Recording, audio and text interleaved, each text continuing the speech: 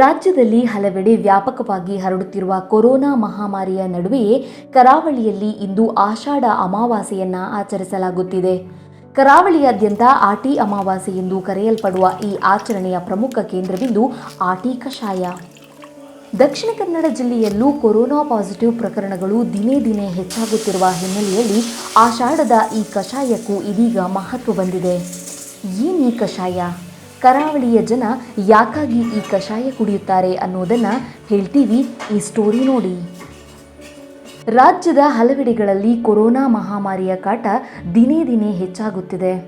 Corona ಹಿನ್ನೆಲೆಯಲ್ಲಿ ಜನರ ಎಲ್ಲ ಆಚರಣೆಗಳಿಗೂ ಬಹುತೇಕ ಬ್ರೇಕ್ ಬಿದ್ದಿದೆ. ಕರಾವಳಿ ಭಾಗದ ಜನ ಆಷಾಢ ಅಮಾವಾಸ್ಯೆಯನ್ನು ಅತ್ಯಂತ ಶ್ರದ್ಧಾ ಭಕ್ತಿಯಿಂದ ಆಚರಿಸಿಕೊಂಡು ಬರುತ್ತಿದ್ದಾರೆ.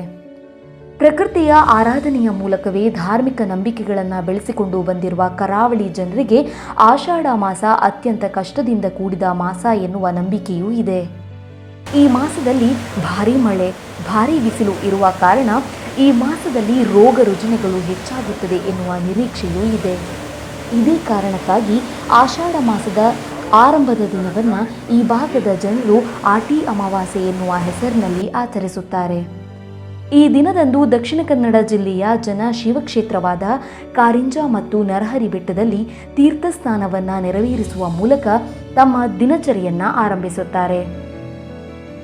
ಆಟಿ ಅಮಾವಾಸ್ಯೆಯಲ್ಲಿ ಕರಾವಳಿಗರು ಕುಡಿಯುವಂತಹ ಕಷಾಯಕ್ಕೆ ಅತ್ಯಂತ ಮಹತ್ವವಿದೆ.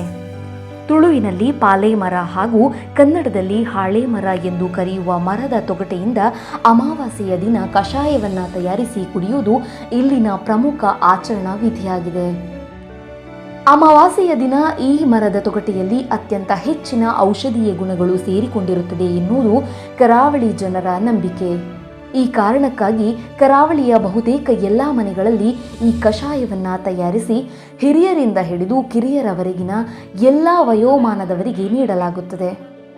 ಅಮಾವಾಸ್ಯೆಯಂದು ಕುಡಿಯುವ ಈ ಕಷಾಯದಲ್ಲಿ ರೋಗ ನಿರೋಧಕ ಶಕ್ತಿಯು ಹೆಚ್ಚಾಗಿರುತ್ತದೆ ಎನ್ನುವುದು ಇಲ್ಲಿನ ಜನರ ನಂಬಿಕೆಯೂ ಆಗಿದೆ.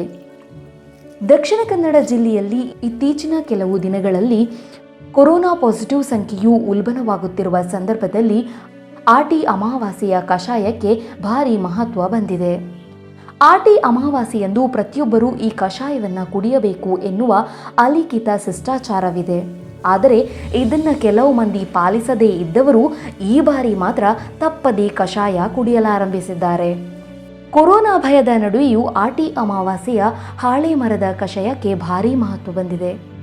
ಈ ಕಷಾಯದ ಮೂಲಕವಾದರೂ ಕೊರೋನಾ ನಿಯಂತ್ರಣ ಸಾಧ್ಯವೇ ಎನ್ನುವ ಭರವಸೆಯಲ್ಲಿ ಕರಾವಳಿ ಜನರಿದ್ದಾರೆ.